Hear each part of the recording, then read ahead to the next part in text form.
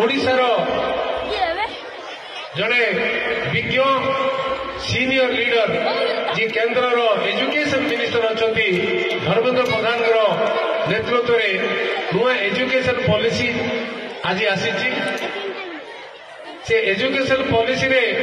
आपण मानकर भविष्य निर्धारण करने बहुत सुंदर भाव गोटे फ्लेक्सिबल पॉलिसी आसी मु आशा करी आसंता किसी वर्ष भितर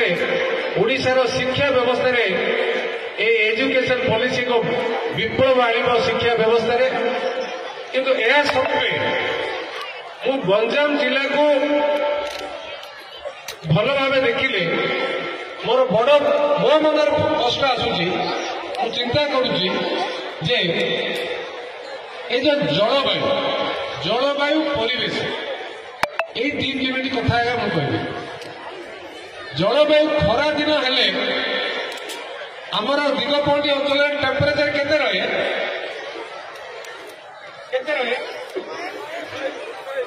45 48 50 गला जाए 48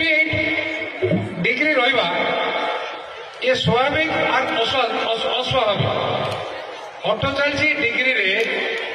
खरा दिन में आम सड़वा ये स्वाभाविक प्रक्रिया ना अस्वाभाविक प्रक्रिया अस्वाभाविक ये जो परिवर्तन आसूची जलवायु किसी तो कारण थी से कारण भितर मनुष्यकृत थी दैवीकृत थी ना प्रकृतिकृत थी कौन कौन भूल जो टेम्परेचर हु होगी बढ़ुची टेम्परेचर बढ़िया द्वारा आर प्रभाव